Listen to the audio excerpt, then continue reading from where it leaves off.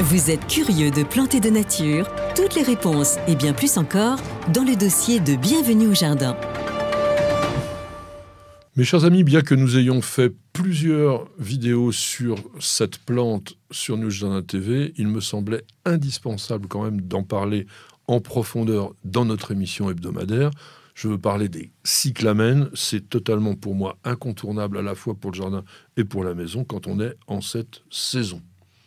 Oui, et avec les hivers de plus en plus doux, ça devient une plante comme une bisannuelle qu'on va utiliser pour fleurir ses potées, ses jardinières. S'il fait -3, -4, -5 degrés, elle disparaîtra. Et même comme une vivace, parce que j'en ai planté l'année dernière, ils sont encore là. Oui, parce que s'il ne gèle pas, il se développe très bien et c'est une plante qui demande pas grand-chose. C'est une espèce de bulbe avec ses réserves.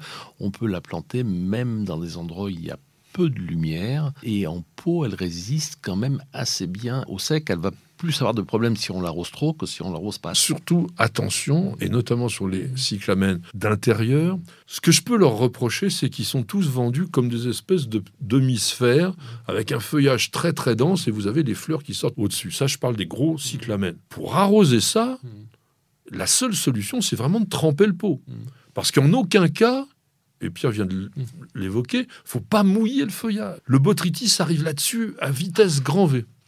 Le botrytis, vous savez, c'est la pourriture grise. Donc, on va arroser par trempage. Et puis, c'est vrai qu'à la limite, on peut même attendre que les feuilles commencent à baisser un petit peu du nez pour redonner de l'eau plutôt que d'arroser en permanence. Ça sera quand même beaucoup mieux. Pour les jardins, on a 2 cyclamènes. On a le cyclamène, lui, qui est totalement rustique, le cyclamène de Naples. Oui, on appelle le cyclamène coum aussi. Ah non, c'est un autre. C'est une autre espèce. Ouais. Encore une autre. Mais qui sont vraiment rustiques. Non, parce que cyclamen cum, si je ne me trompe pas, il fleurit au printemps. Cyclamen neapolitanum, enfin qu'on appelait neapolitanum, qui s'appelle Ederifolium aujourd'hui, donc le cyclamen à feuilles de lierre, c'est un cyclamen qui devient une sorte de tapis. J'ai vu à Saint-Jean-de-Beauregard, j'en avais jamais vu autant de ma vie.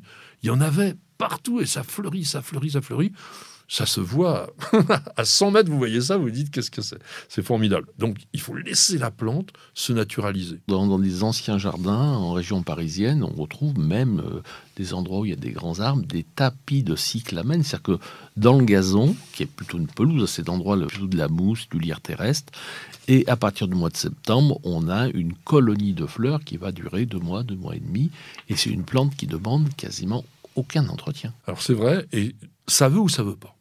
Ah, ça c'est clair, c'est comme tous les bulbes, soit ils se plaisent, ils se naturalisent, soit ils disparaissent. Voilà. On pourrait croire que ça va pousser plutôt dans un sol très humifère, acide. Le cyclamen Ederifolium aime bien les sols plutôt alcalins. Donc si vous avez un sol calcaire, là vous pouvez enrichir bien sûr de compost. Le plus important étant, ça doit être très très bien drainé. Nos cyclamènes que l'on trouve en abondance actuellement dans les jardineries sont tous des cyclamènes de Perse. Cyclamen persicum qui a été hybridé de chez hybridé. On avait déjà évoqué les établissements Morel. Il y a des reportages sur News Jardin TV sur ces établissements qui sont exceptionnels. C'est les numéros 1 au monde. Oui, je pense. Oui. Ils hybrident, ils créent des nouvelles variétés et ils essayent d'avoir des variétés qui vont pouvoir pousser à l'extérieur et être le plus rustique possible, quoi. Voilà, et qui sont très intéressantes pour apporter une floraison à une époque où dans ces pots, dans ces jardiniers, on n'a pas grand-chose à planter. On a quand même maintenant un assortiment, mais ça va très très bien par exemple avec des œufs chers. Ça va bien aussi avec tout ce qui est ajuga, toutes les petites plantes à feuillage qu'on a en ce moment.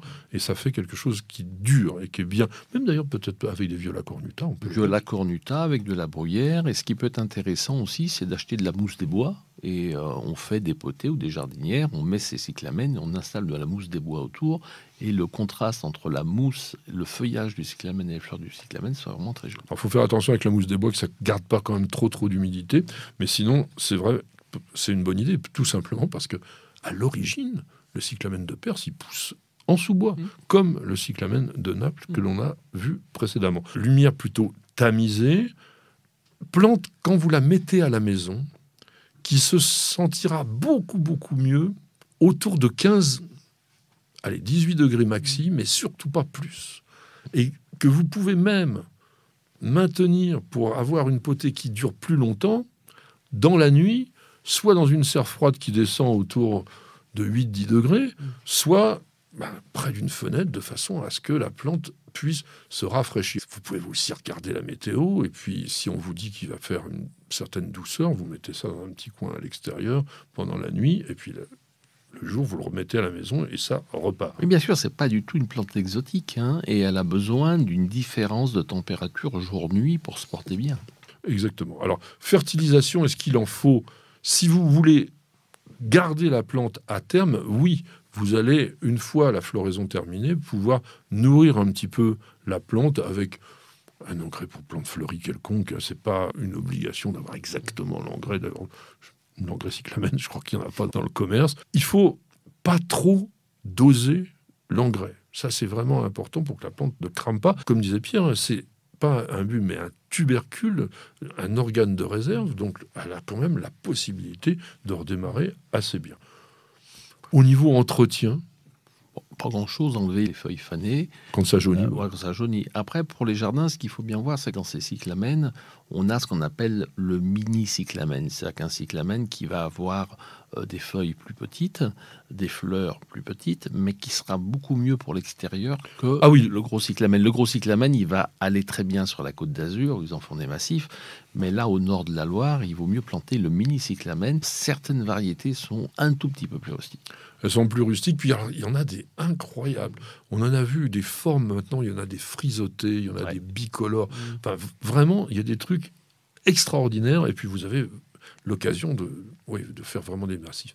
Un petit conseil pratique, c'est quand même d'essayer de retirer les fleurs fanées aussi. Et ça, il y a une technique. Il faut tirer dessus. Ah oui. Mais ça vient entièrement. Ah oui. Et ça, j'avais pas l'habitude de ça. On tire dessus et ça vient tout seul quand c'est en fin de floraison. Et ce qu'on peut ajouter, c'est que vous avez des variétés qui sont parfumées, donc ce qui ne gâche rien. Oui. Alors, c'est pas un parfum qui diffuse très loin, il faut mettre un peu son nez dessus, mais c'est d'une grande subtilité et c'est extrêmement intéressant. C'est aussi une plante dont on peut couper les fleurs pour en faire des bouquets. Ça tient bien en vase. Très très bien. Et qu'est-ce que l'on va faire après la floraison pour le garder? Il faut nourrir un peu le feuillage, c'est comme toutes les plantes qui font des réserves, les bulbes, les tubercules. Il faut que le feuillage puisse alimenter ces réserves. Et quand le feuillage commence à fatiguer, c'est-à-dire rentre en repos végétatif, à ce moment-là, le garder que dans un endroit sec et frais. Ça se cultive en fait comme l'hypéastrum dont on a parlé précédemment. Et à partir de juin, on va arroser la plante et puis vraiment être tranquille. Conseil quand même au niveau de la plantation, il ne faut pas trop non plus enterrer. Comme l'hypéastrum, on n'enterre pas complètement. Il faut laisser affleurer la partie supérieure du tubercule. Et puis, tu nous disais donc tout à l'heure ce fameux cyclamen cum.